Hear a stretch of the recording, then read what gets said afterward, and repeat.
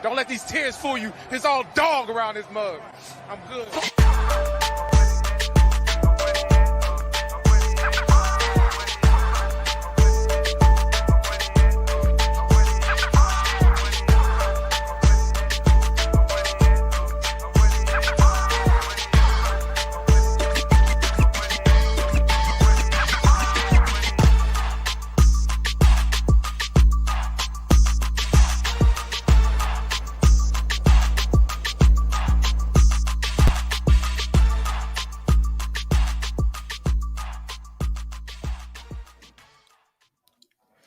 Hey, what's going on, Who Dat Nation? It is yours truly, TJ Jones, and yes, I am the host of the State of the Saints podcast. Thank you so much for checking out the State of the Saints podcast, where we talk New Orleans Saints. And on this edition, we're going to be talking about the Saints Week 18 matchup versus their bitter rivals, the Atlanta Falcons. And of course, we know what is at stake on today. Now, I want to say thank you to everybody that's filing into the chat. Shouts out to everybody that's listening right now, no matter where you are, wherever you may be. There's some breaking news that has come out before I even started the show. First off, in today's game, Taylor Heineke will not play in today's game. Desmond Ridder will get the start. Taylor Heineke of the Atlanta Falcons has been dealing with injuries throughout the week, so the Falcons will have Desmond Ridder playing in the game on today. Also, there was a story coming out about Saints head coach Dennis Allen. According to Pro Football Talk, Mike Florio of NBC Sports said that regardless to what happens on today, Dennis Allen's job is looked at to be safe.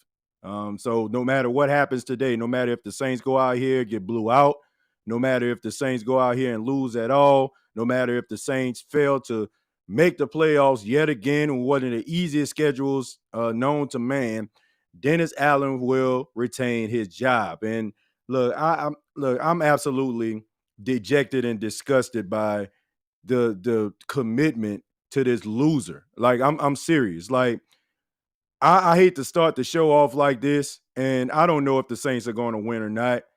And at this point, I don't want to say I don't care, but the fact is the lack of the lack of urgency from this sorry, pathetic excuse for a front office has really, really frustrated me before I did this show. Dennis Allen, look, I'm not saying that if he would have won the game, maybe, you know what I'm saying, you can understand why he would be retained. But the fact is the guy has done absolutely nothing as a head coach to warrant this type of confidence besides just turn this organization into an absolute ish show.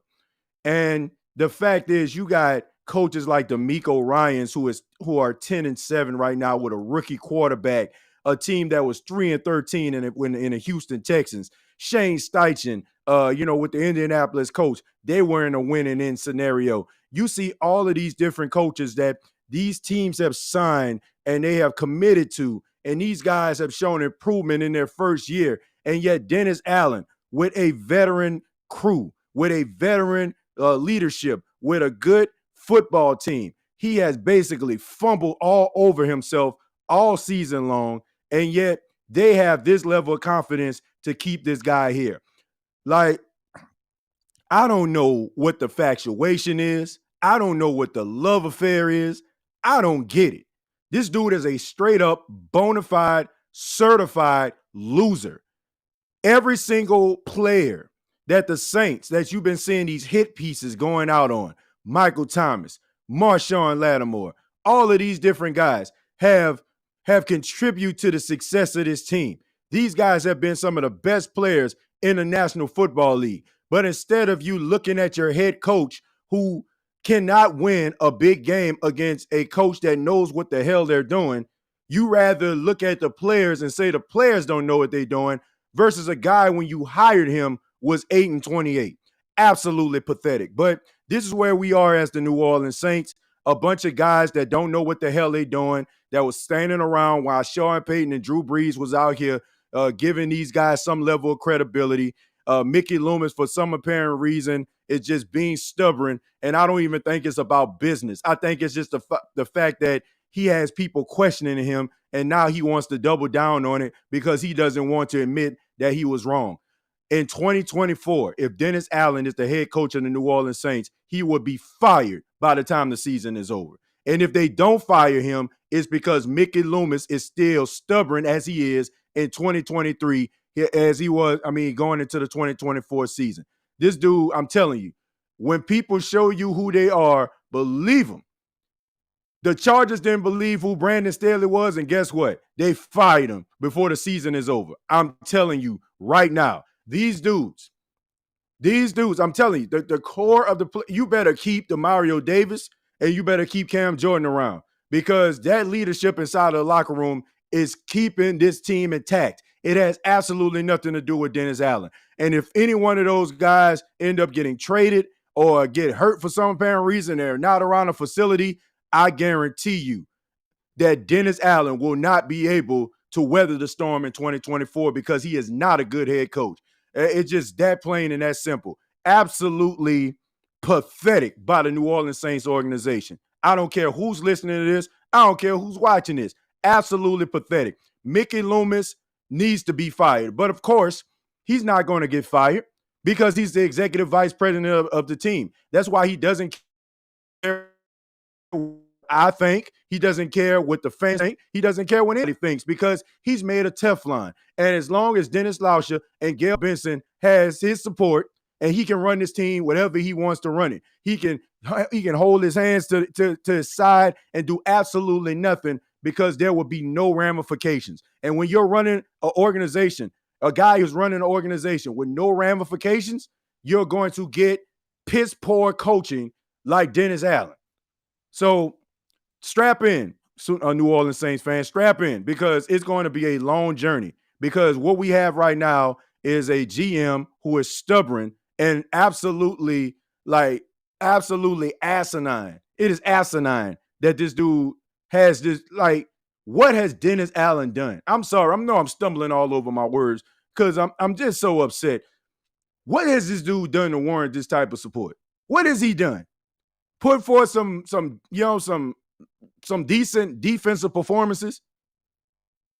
This is sad, man. This is absolutely sad. And I hope that they understand what is at stake here. I hope they understand what they're doing.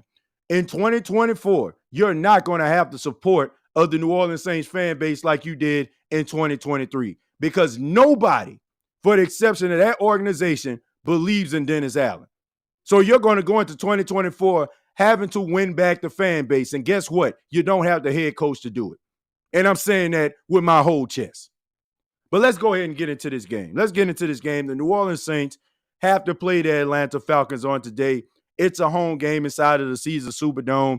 We all know that the Saints don't like the Falcons and the Falcons don't like the Saints. There's no love lost here. And if any one of these teams can knock out the other and eliminate them from playoff contention, would be a plus. If the Saints win today against the Atlanta Falcons, they still need a little help. They need for the Carolina Panthers to knock off the Tampa Bay Buccaneers, okay? That means that the Saints will win the division and they will be able to host a playoff game next week. Now, if the Saints beat the Atlanta Falcons and the Tampa Bay Buccaneers knock off the Panthers, all is not lost for the New Orleans Saints. They still can make the playoffs if the Arizona Cardinals can beat the Seattle Seahawks, and you also can have the Chicago Bears knock off the Green Bay Packers. Both are attainable. They're both attainable. So there's still a strong chance that the New Orleans Saints can make the playoffs, even if Tampa knocks off the Carolina Panthers in week number 18. Once again, I mentioned that Desmond Ridder is going to be starting for the Atlanta Falcons. The Atlanta Falcons, they have something to play for too. Arthur Smith is on the hot seat, as well as he should. There are some reports going out about different coaches that are being linked to the Atlanta Falcons. And that's what you're supposed to do. When a coach is not performing up to the best of his ability, when he is not doing what's best for the team, you go out here and you look for a coach that will. Apparently, the New Orleans Saints didn't get the damn memo. But both teams have something to play for. Both of them have something to play for, and hopefully the Saints can be able to get it done. Because if they don't, then we're going to be going into the 2024 season like we did in 2023, where the New Orleans Saints played against the Carolina Panthers. The Carolina Panthers did virtually nothing, but the Saints still lost the game. And hopefully the Saints can be able to play, better. I mean, we've seen some improvements from the offense. The red zone issue seems like they've been better. Derek Carr has been playing better as of late. We've seen more connection between Derek Carr and his tight ends, Juwan Johnson and Foster Moreau. Alvin Kamara will not be playing in this game due to an injury. He hasn't practiced all week. So Kendre Miller, he will be active in this game, and you're probably going to get a large dose of Jamal Williams. In order for the Saints to beat the Atlanta Falcons, they got to make them one-dimensional. You got to jump on these guys quick. If the Atlanta Falcons get the football, you got to force a 3-and-out, get the ball, and go up 7-0. Because what you're doing is you're neutralizing the running game. Because if you can get this game out of hand quickly, then that means that Desmond Ridder would have to win the football game for the Atlanta Falcons, and he has proven throughout the entire season that he can do it. This is a run-first football team with Bijan Robinson and Tyler Algier. Sprinkle a little Cardell Patterson in there. They are a run football team. They have a really good offensive line, and they want to run the football. So if the New Orleans Saints keep their Atlanta Falcons around, keep messing with them, they are going to find ways to make this game interesting. And at the end, if you're not careful, you can find yourself on a losing end. But, of course, nothing will happen even if that was the case, because Mickey Loomis just feels like Dennis Allen is the second coming of Bill Belichick. But if you want to win this football game, you got to be able to jump on the Atlanta Falcons early, kill their confidence, because there's very little confidence in Desmond Ridder. I don't care what anybody's saying. So you want to jump on these guys. Defensively, you want to be able to get pressure. You like what you saw, last week with Brian Brzee. It seems like he's coming on. Peyton Turner will get some action in this game. He's been activated. Carl Granderson, he's been pretty steady throughout the season. So you want to try to get pressure on Desmond Ridder. He can move around in the pocket, so you don't want him to escape. So hopefully the linebackers are on high alert. Don't have your cornerbacks and your linebackers back turn where Desmond Ridder picking up 20 and 30 yards. And also you want to be able to neutralize some of the guys down the field. Drake London can get hot. Kyle Pitts in the middle of the field, even though they're not using him correctly, he still can get hot. So the Saints got to jump on the Atlanta Falcons early if they want to win a football game. And Derek Carr has to replicate some of the performances we've seen over the last couple of weeks, but he was able to be successful is because the New Orleans Saints aren't asking him to throw so many different times for them to get back into the game. That's his wheelhouse, right? The game is under control. He can maintain it. He can manage the game. He's not going to go out there and be an elite quarterback. He's just not an elite quarterback. But if you can do some things around him to keep a lead, to keep the game going in an effective manner, then he can be able to make the right decisions more time than not to sustain drives and also, to flip field position if necessary. So hopefully the Saints can be able to do some of those things in this game. There's a lot at stake. Playoffs are on the line, so you definitely want to be playing your best football. And if you're not, then that's just another story. The Saints being unprepared when it matters most. But hopefully they'll be prepared in this game. But let me go ahead and read some of your comments, man. I'm sorry, man. I'm sorry to everybody out there. I'm just absolutely disgusted by the reports that I'm hearing. Like the confidence in a loser of a head coach like this who have won absolutely nothing. And we just acting as if this dude got 2 Super Bowls under his belt and it's just been a bad season. The Saints had one of the easiest schedules in all of football. Only to the team that they're playing against today was the schedule easier. And this dude sitting here at 8-8 fighting for a playoff life. And you got so much confidence in him. And the reports are going around saying it's everybody else's fault but this dude. This dude has never won nothing ever in life as a head coach. But it's everybody else's fault but Dennis Allen. Give me a freaking break. Let me go ahead and read some of these comments, man. Let me read. Thank y'all for being here. My goodness. Man, my goodness. What up, TJ and chat? Last game of the season. Let's get the W. Who that? Yeah, let's go ahead and get this W, man. And regardless to if this W will help you, catapult you into the postseason, catapult you into some positivity going into the offseason regardless. But it's just a doggone shame that we at this point with such an easy schedule and so much talent on this football team. It is absolutely, oh my goodness, it is absolutely sad that we are at this point, who that nation. Saints put themselves in this spot. They had an easy schedule and made it difficult. And personally, DA, the clown, and Carmichael both need to go. Well, we all know that P. Carmichael more often, more likely, there it is, more likely is going to be the one that they use as the scapegoat, because P. Carmichael is the reason why the New Orleans Saints are 8-8. P. Carmichael is the reason why the New Orleans Saints haven't lived up to their potential, not the head coach. It's not his fault. It's not his fault. It's not his fault that he holds nobody accountable. It's not his fault that when he goes up against competent coaches, he gets out coached. And I mean, none of that is his fault. Like, it's everybody else's fault. It's Michael Thomas' fault for being on Twitter. It's Marshawn Lattimore's fault for not playing because he's injured. It's everybody else's fault but Dennis Allen. Dennis Allen, who has never won anything as a head coach. This dude, what? He had 4 seasons with the Raiders, 2 seasons with the Saints. So 6 head coaching seasons, and this is his first season where he has at least 8 wins. But none of this is his fault. I don't think I see them making the playoffs, even if they do, won't last. I don't see us making a playoff. Honestly, we don't deserve it with the ways we have been playing all season. Well, look, if you make the playoffs, you don't apologize for making the playoffs. I mean, if you win today and you get in, I mean, you're in the playoffs. I mean, everybody's at 0-0 from that point. Like, it is what it is. Like, you don't apologize for that, but we'll see. TJ, on a scale of 1 to 10, what chances does Carolina have to beat Tampa? If they motivated, if they go out there and they give it a fighter's chance, they got a strong chance. Like, Carolina, like, believe it or not, Carolina has one of the best defenses in football. They have a really good defense. Like, so if they play motivated, like, the game will be close. I don't know if they'll win, but they can make it scary for Tampa Bay fans. So, and if I had to put a percentage, I'd probably say maybe a 30% chance. If they are motivated to play, I'll say 45% chance.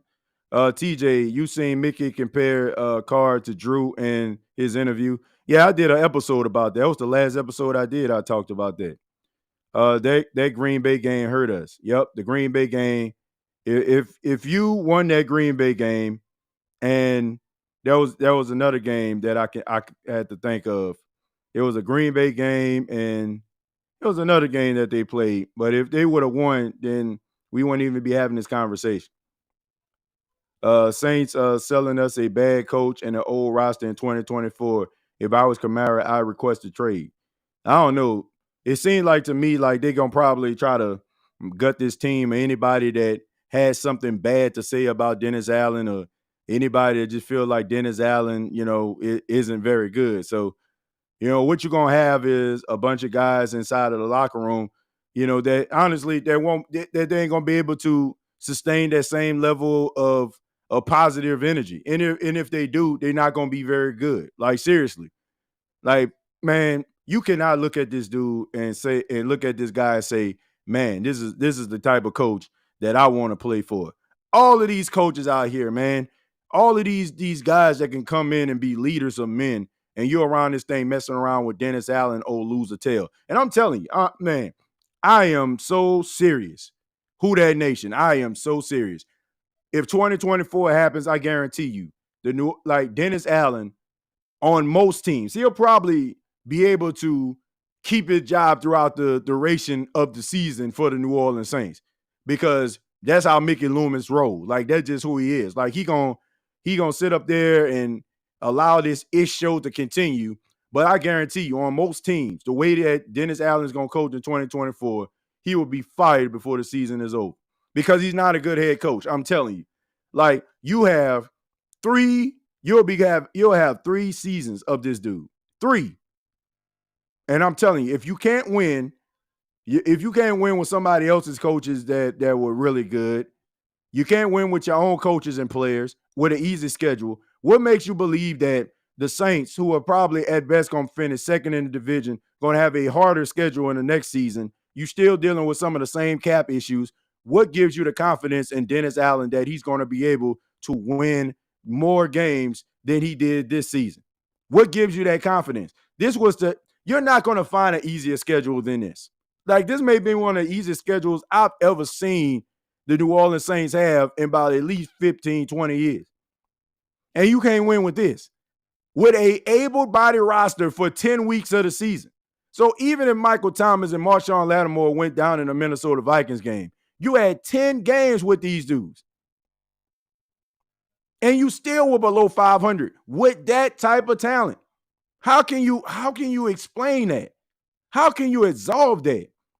Like, how can you call yourself a competent organization, like, excusing that? It is unfreaking believable, man. It is unbelievable. What were the details in the Lattimore restructure? Well, basically, you just restructure his deal, convert, what I'm saying, like, his base salary into like a signing bonus, give him the majority of his money, but you stretch out the years. But from how it's structured, it seems like, more likely, they'll be able, they'll try to trade him, like the way that they restructured this deal. But most likely what they do is when they try to restructure deals, they spread out years longer, and they convert, a salary into a signing bonus to get it off the books, right? So guys are getting, let's just say if you had like $15 million on $15 million or something like that, basically what they do is they just give you a signing bonus for $15 million. And then they stretch out your years or whatever like that to make it cap compliant. But the way that Marshawn Lattimore, contract has been restructured, it's more likely like they're doing that to try to, do a trade, which would be a mistake in my opinion. But hey, I am confident the Saints will win today, but Tampa will win the division. All I expect is for the Saints to beat Atlanta. I don't even, like, honestly, I'm not even confident that they'll do that. I'm not even confident. Like, do I think they are going to win? I don't know. Like, I really don't. Do I want them to win? Yeah. But I don't even know. I don't know. Like, Atlanta, a powerful team too. Like, that's a powerful football team too. Like, so if they lose today and it looked like really bad, I think you pretty much know that the lost the locker room. It's all Mickey's fault in 2024. Pretty dug in and has basically admitted that he gets emotional instead of making decisions with no emotion. Comparing Cards to Breeze is like comparing Vanilla Ice to Eminem. Well, Derek, here's the reality, man. I understand about standing by your people. I said that on the last episode, but I mean, Mickey Loomis to me is one of those guys who feels like, oh, I brought in Sean Payton, I brought in Drew Brees. Y'all shouldn't question me about anything. And it seems like he gets defensive when people ask him questions that are warranted, right? I mean, your team is losing. You got a coach that ain't never won nothing. You have a team with a lot of potential. They got the talent and the ability to be one of the best teams in the league, and they fumbling all over themselves. And he gets mad at the fans. He calls out the players for not executing. He yets to call out Dennis Allen. He yets to call out anybody else, within that coaching staff. But it's the player's fault. It's the fans' fault. How dare we want a better product? Like, the audacity of the fact that the audacity of us, right? Wanting to sit around and watch a product that we can actually believe is going to win. Like, this is almost like some shut up and dribble type stuff that he has going on here. Like, be quiet. Like, we giving y'all a product. Y'all should be happy that we as the Saints are giving y'all a football team. Like, man, bump all that. This dude would not be talking like this. He would not be moving like this if he was just a GM. He's the executive vice president of the team, and he knows for a fact that he has immunity. So he can run his team any way that he wants to. I don't understand, like, how this isn't being talked about enough in Saints media. I just don't. A guy that has this type of power can run this team any way he wants to. So when we go on Twitter and we say things like, man, I can't believe Mickey Loomis said something like this. This dude, there are no ramifications coming behind it because he's made of Teflon. And I don't know what the will, like this, like I want people to understand this. When I say he's the executive vice president, you have to understand why. The deceased owner of the team, Tom Benson, in his will, his dying wishes was for Mickey Loomis to be in third in command of this football team. So unless your name is Gail Benson or your name is Dennis Lauscher, there is nothing that you can do about what Mickey Loomis is doing. Nothing. And if they're happy with it, and I'm pretty sure Gail Benson, she doesn't understand football like Mickey Loomis does, so she delegates that to him. So to me, unless Mickey Loomis does something that's disgraceful to the organization, even though I feel the way that he's running his organization right now is disgraceful, but something to the magnitude of something that will really put a black eye on this organization, this dude is basically here for life. So at the most, Gail, what she can do is to have a conversation with Mickey and say, Mickey, it's been a while, and I don't seem like we've been having the same levels of success as we did of late. I think maybe it's time for you to step down and find someone else that can be able to fill that role. At best. And it's not being talked about enough. We're talking to like this dude, just the general manager of the team, and if things go awry, Gail Benson a fire. No. Like this dude has control of this football team. If something was to happen to Gail Benson or Dennis Lauscher, this dude is the deciding factor of what happens to your favorite team. This is what people aren't understanding. It was Tom Benson's dying wish, one of his wishes, that this dude is third in control or has a portion of this football team. So this man, this is almost equivalent. The way that Gail Benson delegates work, the relationship that Dennis Lauscher has with Mickey Loomis, this is almost similar to Jerry Jones with the Dallas Cowboys. He is the owner and he's the general manager. And no, Mickey Loomis is not the owner, but when you have a owner in Gail Benson that basically just gives the work to him, you basically can say they virtually the same thing. So strap in, Who Dat Nation. What you're asking Mickey Loomis to do, a prideful, rich white man, is for him to admit that he made a mistake. Good luck with that, Who Dat Nation. Let's see. I just don't see the will to win out of these guys running things. I think they want to win, but I think they want to win the way that they want to win. Right? They want to win. They're not looking at what other people are doing to sustain success. They're not looking like what the 49ers are doing, what the Eagles are doing, what the Ravens are doing. They're not looking at that. They want to run this joint like a mom and pop shop. And you know what I'm saying? Oh, you're a good person. You're a good person. Oh, you're a good family guy. Oh, you're a good family guy. Let's get together and make a team. Oh, we didn't get them this year, but we'll get them next year. Like, you cannot run an organization like that. Like, if you're not looking around at the ops and seeing what they're doing to find and sustain success, you basically about to get lost in the sauce. Like, they think they still got Sean Payton, Drew Brees around here. And they're so arrogant, man. Like, the arrogance of these guys just to feel like, oh, you know, like Drew Brees and Sean Payton grows on trees and, oh, we don't need them. So we going to still be the same because we got the right people in the building. Where are the right people? Because since Drew Brees and Sean Payton left, it has been an absolute issue around New Orleans.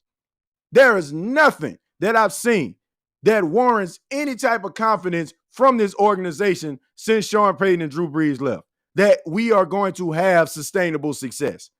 And if your answer is a lame duck coach that you don't want to admit is a lame duck coach bring him back year after year saying, oh, yeah, we're going to get it right. We're going to get it right. We're going to get it right. If that is your answer, then guess what? We are going to be in the dark ages yet again. Because I'm telling you, I don't care what you have. I don't care if you bring in an offensive coordinator, the second coming of, I don't know, Don Coryell around his mug, Bill Walsh, the godfather of the West Coast offense. I don't care who you bring in. It's going to come down to X's and O's. It's going to come down to the battle of wits. It's going to come down to what coach can put their team in the best position to succeed. And we have seen time after time after time that Dennis Allen cannot deliver the goods. How many times do you have to see that a guy cannot deliver the goods before you realize that he cannot deliver the freaking goods? It just doesn't make any sense to me. You're trying to make this guy something that he is. It's like me. I'm a 6 foot tall, 215-pound black man. You cannot turn me into a 6 foot tall, 215-pound white man. It's impossible. You know what I'm saying? My melanin won't let you. You know what I'm saying? Like it's impossible. You know what I'm saying? I'm me. I'm a black man. You can't turn me into that. You cannot turn Dennis Allen into Bill Belichick. It ain't happening. It ain't happening. You're wasting time and you're wasting the energy of the Who Dat Nation because nobody believes in this dude. Nobody is going into 2024 saying, man, Dennis Allen, man, he gonna get it right, except for Dennis Allen's family. That's it. That's the only people that have the belief in Dennis Allen is his family. Keep chopping the wood and cleaning it up. Afterwards, just gotta keep doing what you're doing. Yeah, man. Jim Finks has the same deal with Tampa Bay. Trey Hendrickson leads the league in sacks. Painful fact of the day. Look, I'm going to tell y'all like this, okay? Here's the reality. All right, so the Tampa Bay Buccaneers, let me use them for an example. The Tampa Bay Buccaneers, they fired Byron Leftwich last year, right? They fired Byron Leftwich, and they brought in their new coordinator they have right now. Now, their offense is really good, right? They talented. They like Baker Mayfield is playing like outstanding football, should be offense, like comeback player of the year or whatever, right? Right now, they're 8-8 with Todd Bowles as the coach. They have improved as an offense, but with Todd Bowles, they're still 8-8. No disrespect to Todd Bowles, but Todd Bowles is not that good of a coach. So Todd Bowles is a really good defensive mind, really good, just like Dennis Allen.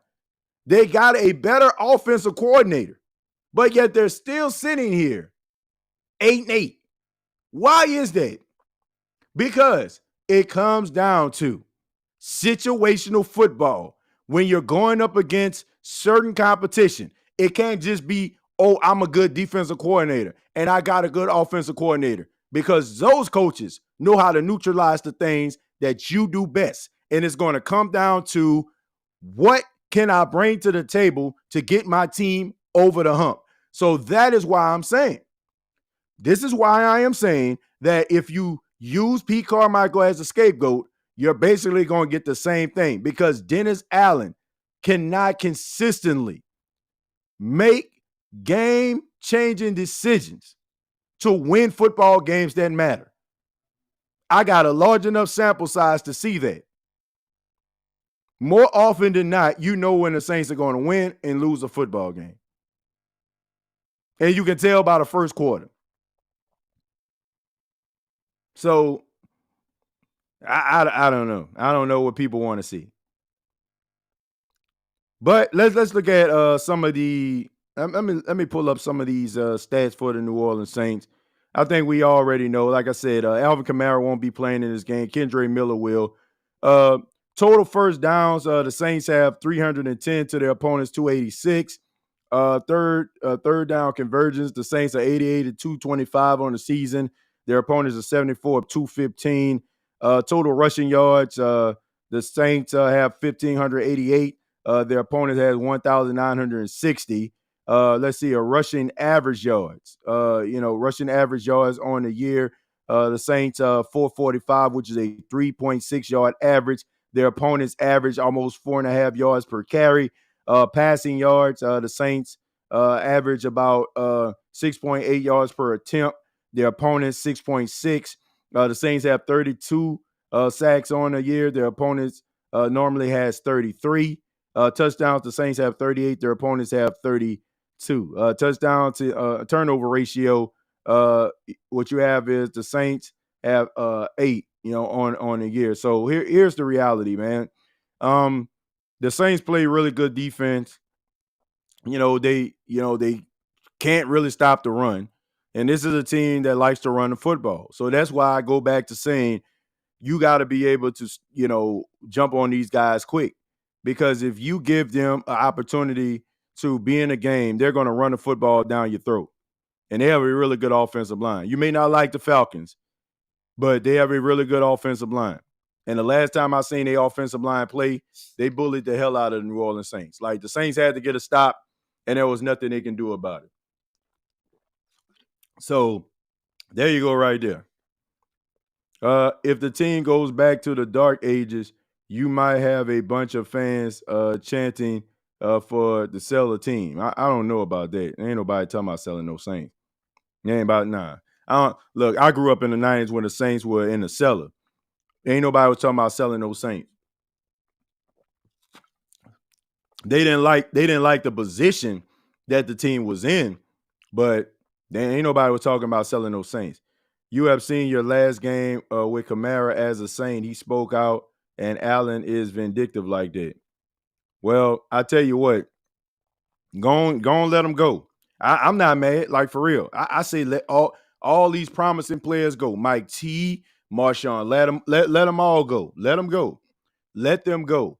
Let them go somewhere else where they can benefit another football team. Go ahead, because if you're too dumb to not want to make the right decisions that benefit the team, don't let these players in their prime suffer from your ineptitude and your stubbornness. Let them go somewhere else. Like, I'm not about to sit up here and fight about, man, they ain't going nowhere. No, I'm lobbying for these dudes to go, because this makes absolutely no sense. Like, it's like trying to fix a car that you know for a fact, like, over 200,000 miles, like, blown, blown gaskets, all these different things. It's time to buy a new car. Well, all we got to do is just replace the engine. Well, man, if you replace the engine, man, it's going to cost more than a car. Man, but I'm telling you, man, it's going to run like a champ.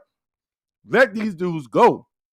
Let them go. Find success on some other team that they, when they go out there and play, they play matters. And it will go towards helping the team go to the Super Bowl. Let them dudes go, man. Because we know that Dennis Allen, old trash ass, is not going to get these dudes anywhere. Except for, like, think about this. All that talent on the Saints team, only one dude got the Pro Bowl nod. And that's Rashid Shaheed on special teams. You're telling me with some better coaching, Chris Olave wouldn't be one of the best wide receivers in football? You don't think that Alvin Kamara was, like, people just think that Alvin Kamara fell off a turnip truck? You know why you feel the way that you do? It's because of the coaching. You don't believe me? Look at Christian McCaffrey. Everybody thought that Christian McCaffrey was washed. It was over. They done ran him into the ground in Carolina. One trade. He got traded from Carolina to the 49ers. Now look at Christian McCaffrey, one of the best running backs, if not the best running back in the league. You know why? Because he has a coach that knows how to use him. Let him go. Let Alvin Kamara go. All those people that's talking about Alvin Kamara wash, Alvin Kamara trash, Alvin Kamara ain't really helping the cause. Let him go somewhere with a competent head coach. Let him go somewhere, like, let him go to Denver with Sean Payton again. Let him go to the 49ers. Let him go to the Miami Dolphins and watch how mad you be watching Alvin Kamara play. It's about coaching. And I can't believe some of you don't understand that. I can't believe some of you can fix your fingers. I'm not even going to say your lips, because you're not man enough or woman enough, and most times even to speak out about it, to use your fingers to say something like that. It makes absolutely no sense. So a dude with this type of talent just automatically just falls off the turnip truck. If you allow Alvin Kamara, Marshawn Lattimore, Michael Thomas go somewhere else, I guarantee you're going to get upset watching these dudes play. I mean, I've heard this before. The same people that was out here when I was telling people years ago, the Saints getting rid of letting Trey Hendrickson go would be one of the biggest mistakes in franchise history. People thought I was crazy. Man, he ain't did nothing. He was getting hurt. Now look at Trey Hendrickson, second in the league in sacks, only because TJ Watt played yesterday. Like, some of you are so loyal to this team that you don't even realize how ridiculous you sound at some of the things that you say. Y'all believe anything, man, well, the team know, they believe it. Nah, bruh. Y'all, this team is selling y'all freaking wolf tickets. And y'all sitting up here going back and forth. Man, well, if Alvin Kamara played a little better, man, get out of here. Like, think about this. You out here with this old 1952 running style that you know more than likely you about to run behind, you know what I'm saying, run behind Cesar Ruiz and he going to trip all over himself before you even get 2 yards. But y'all sitting up here talking about and trying to justify Alvin Kamara ain't good enough. Like, I don't know how or why some of you just believe everything that this organization tell y'all when they are showing y'all that they're not very good at what they're doing right now. We swap stabs with the Lions, we would have their record, and we don't and we don't like Carr, but he would look like golf. Look, I think he would too. Like, look, I don't think Derek Carr is terrible. I think Derek Carr is good enough to help you, but I don't think he's the reason. The Saints signed him like he is the reason for their team's success, and he's not. He's a guy. He's a jag. He's just another guy. Like, but you got to put some players around him. And if the Saints going to keep getting Dennis Allen like they say they will, strap in Who Dat Nation, because there's about to be a strong emphasis on that offensive line going into 2024. So get out your mind. Oh, Jaden Daniels, get out your mind. Michael Penix, get out your mind. Bo Nix or Drake May or any of those other quarterbacks that can be a difference makers. No. Strap in to get an offensive lineman or, you know what I'm saying, a pass rush to try to appease Dennis Allen. Strap in, Who Dat Nation. Like, go on ahead and get that out your mind. Might as well just stop. Don't get yourself all upset and worked up. That is what's going to happen.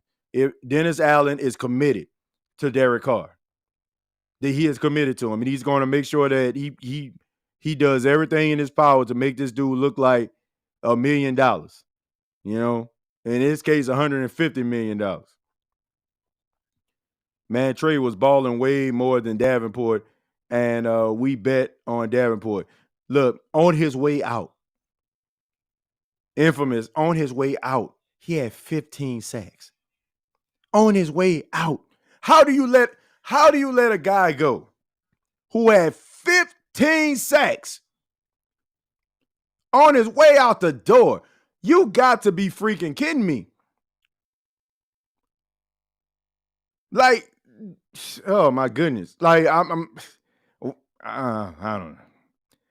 And the crazy thing about this is, the reason you're thinking, oh, we don't want to keep him because he has an injury history. Now think about this.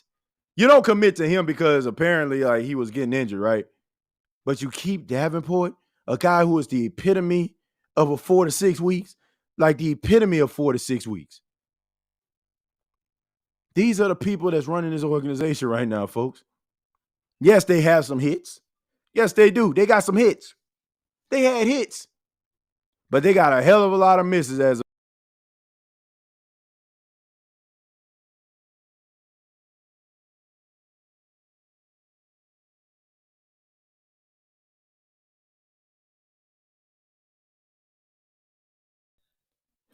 I'm sorry, folks. Hit the wrong button.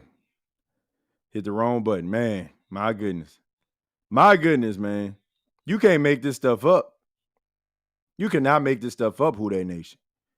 I can't believe, let me scroll back up. It says, I can't believe how the Saints always end up letting good players go and wonder why they won one championship in '09.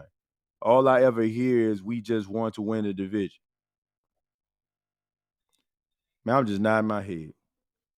I'm just nodding my head. I'm just absolutely I'm man, I was just dejected. Like I was dejected starting this show when I seen that report from Pro Football Talks, Mike Florio of NBC Sports. I mean, like, I understand, like, if you was to go into the offseason and a couple weeks later, y'all like, we came to the conclusion we want to keep Dennis Allen. But the fact that it's just so matter of fact like that, like this dude got 12 wins under his belt. Like, I'm just like, huh?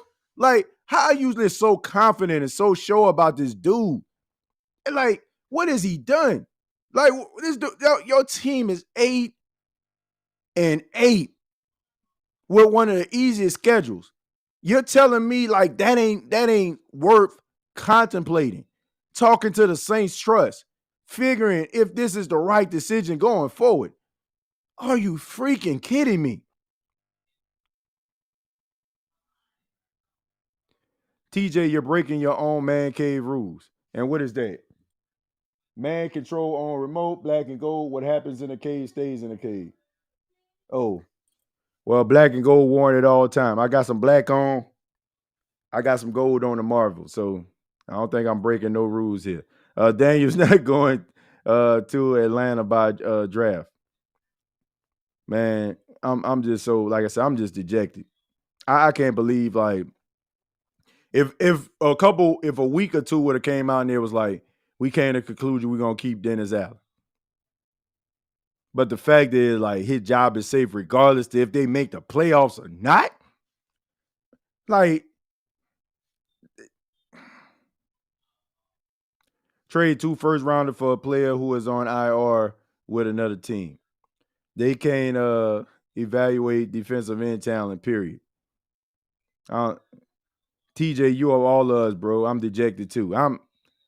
Man, I wish I had some answer for y'all. Man, look, I wish I can tell y'all that brighter days are ahead. I can't. You know, like, man, I grew up loving this team. Like, I love this team my entire life. All I know is like watching Saints football growing up in New Orleans. That's it. That, you know what I'm saying? That's the reason why I do these shows. That's the reason why I do this podcast. That's the reason I feel like, and I mean this in no disrespectful way, I feel like in some ways I'm more qualified to talk about this team than most people. But it is just so dejecting, like, to see this team like just be this way, man. Like, after so much success, you would think that you would see this and be like, man, this just ain't working. Like, this dude is not a good head coach, and this dude is going to set this team back. And unfortunately, I don't know what's wrong with Mickey Loomis, but it seems like he's hell bent on setting this team back too. And I will be glad, like, promise you, I will be glad to eat crow for this episode. But I promise you, it doesn't feel like I will.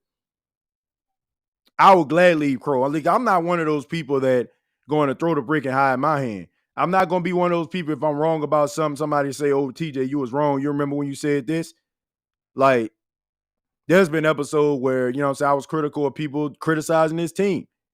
Now, fast forward, I'm looking ridiculous. I don't know what. I will gladly eat crow if I'm wrong, but I don't feel like I will. I love this team with everything, but when you see the downfall of the team because of one person, is crazy. I don't understand it. I just don't know. I don't know how close a relationship Mickey Loomis has with Dennis Allen. I don't know what the heck going on. I just don't understand the commitment. I don't understand the commitment to a guy that's never won nothing. Like, it's not like you went from 7 wins to 12 wins. You went from 7 wins to, as of right now, 8 wins. Who you got winning today? I say the Saints. I believe that, I believe they'll win today. No, I won't say that they'll lose. I will hope that they'll be prepared. You're at home. You know what's at stake. It's against your rivals. You need to win and make the playoffs. I mean, the Saints are known to let key players go. Meanwhile, keep the coach. It's really sad to know what the future is for this team. Atlanta got a quarterback, Ritter and Taylor Heineke.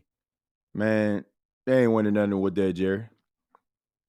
They ain't winning nothing with that. And they're going to get a quarterback. And guess what? When they get a quarterback, they're going to be a really good football team. Mark my words. I'm sorry. Like, I know y'all don't want to hear that, but mark my words. Atlanta is not as bad as people. Like, we laughing right now, but I'm telling you, they get themselves a quarterback that know what they're doing. Let's just say if Chicago crazy enough to try to trade Justin Fields to Atlanta, strap in, who that nation. TJ, I just wish that they fired Dennis Allen. Shaking my head. Mickey Loomis needs to go too. He ain't going nowhere, Ralph. He basically owns the team. Because Gail has no clue what she's doing. I don't think she has a clue what she's doing. I think she understands what she cannot do. And because of that, she delegates that to the people that do. Which is what business people do, right? I mean, they delegate the work to the people that supposedly know what to do. I can't blame Gail Benson. Gail Benson didn't buy the New Orleans Saints in the 80s. She inherited from a deceased husband, right? So to say that, she has to love football, like she loves football, and like she inherited these teams. Like, probably before she met Tom Benson, she probably didn't even know that much about football. She probably knew she grew up in, Louisiana, so of course she knew the Saints, but she probably wasn't watching football. It wasn't like a top priority. She inherited this team. So, like if you know that you're not really a football person, you don't understand the X's and O's and how to run an operation. I mean, you put it in the hands of people that can. I don't get mad at Gail Benson for that. Like that's just the way it goes. It's like, let's just say, for example, your dad owns a barbershop or something, right? He owns a barbershop and it's a staple in the community. When your dad passed away and he passes it on to you, right? I don't care if you're a woman or a guy in this case. You don't even know how to cut hair, right? But this barbershop has been a staple in the community.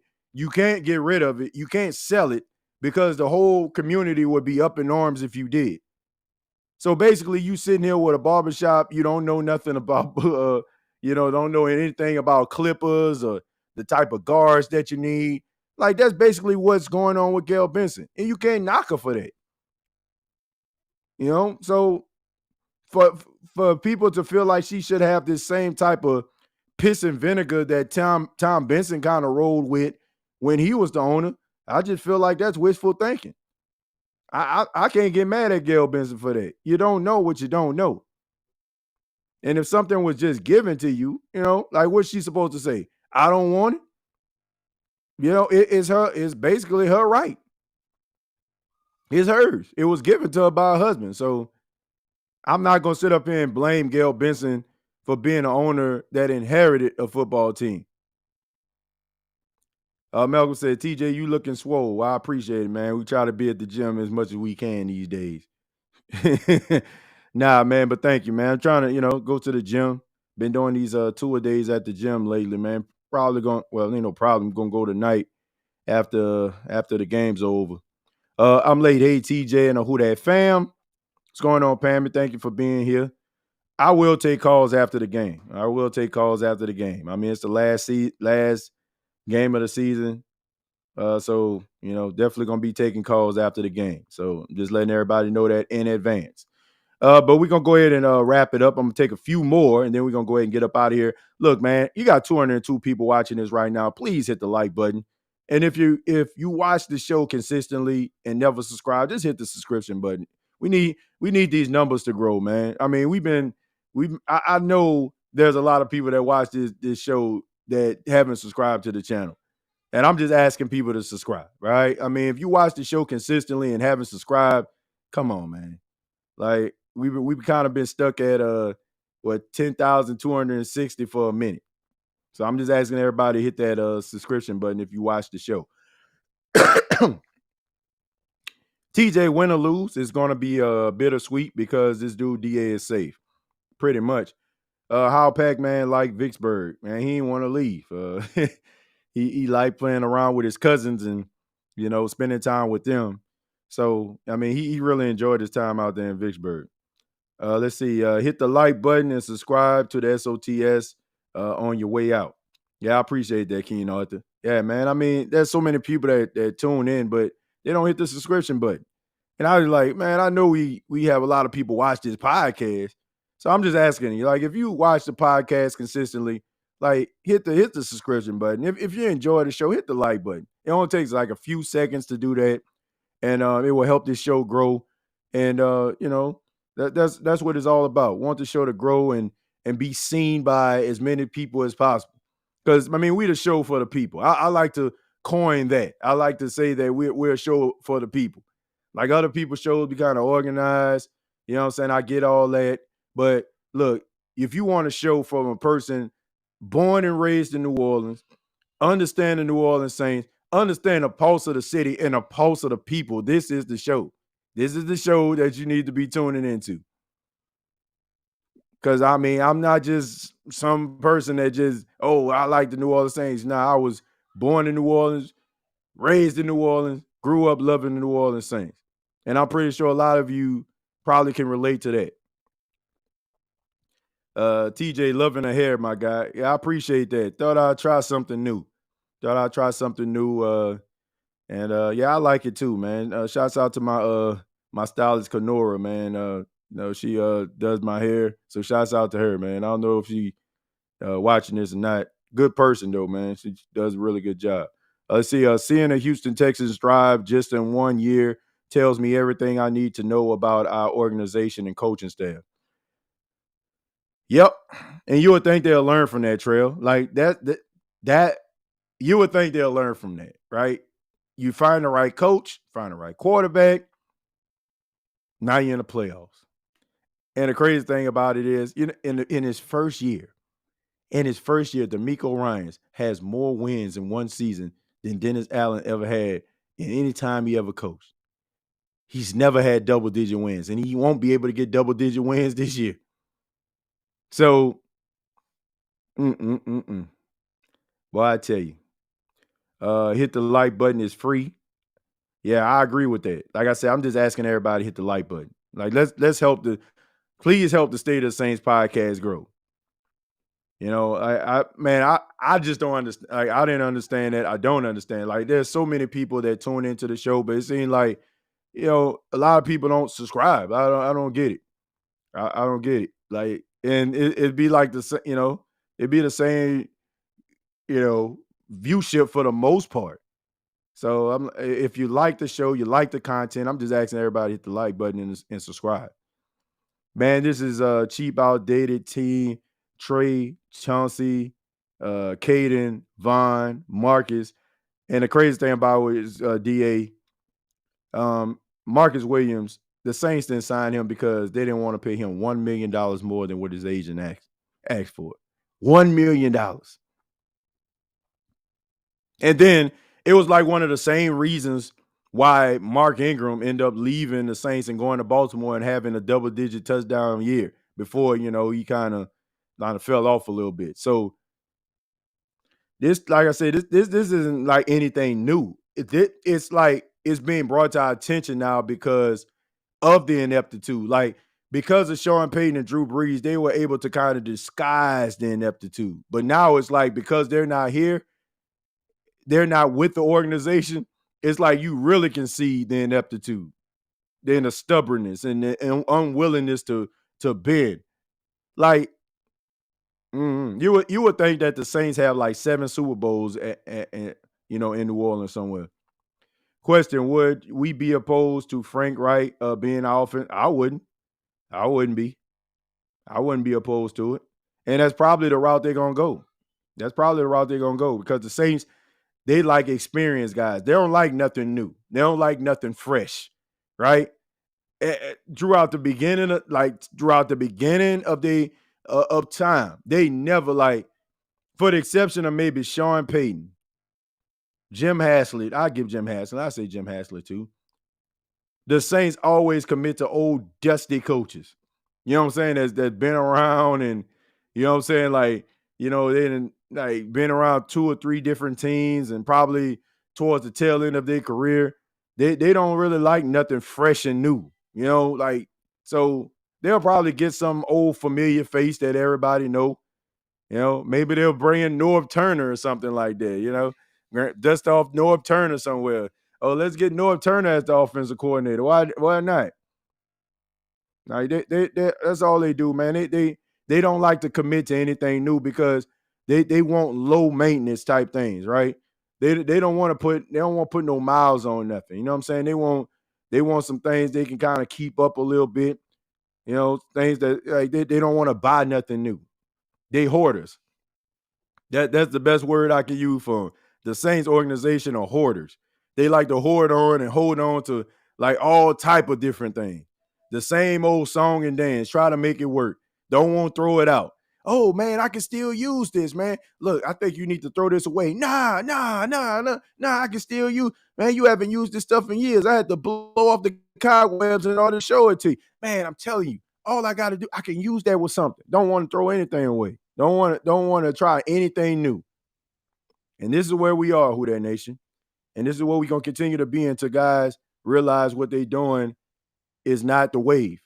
But hope everybody enjoys the game. Saints versus Falcons. Live on the line today. Playoff implications on the line. I'll be back at halftime to talk to you all about the game, of course, like always. And, of course, after the game, we'll have a post-game show on tomorrow. And this is also something I want people to do as well. For the month of January, I'm with Bleacher Report once again.